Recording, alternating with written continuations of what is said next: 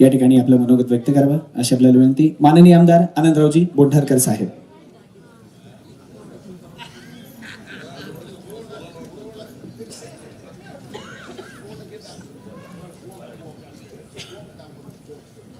माधवराव पाटील शेळगावकर यांचा गौरव सोहळा या ठिकाणी आयोजित करण्यात आलेला आहे.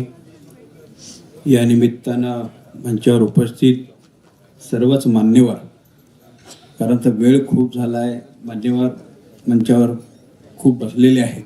सर्वांना माधवराव पाटील यांच्याबद्दल भावना व्यक्त करायच्या आहेत, तर मी सर्वांची माफी मागतो. या कार्यक्रमाला उपस्थित सर्व मान्यवर, सर्व माता भगिनी, सर्वांना मानाचा जय महाराष्ट्र करतो. माधवराव पाटील शेळगावकर यांचा गौरव सोहळा या ठिकाणी आयोजित केला. आता वक्त्यांनी त्यांच्याबद्दल भावना व्यक्त केलेल्या आहेत.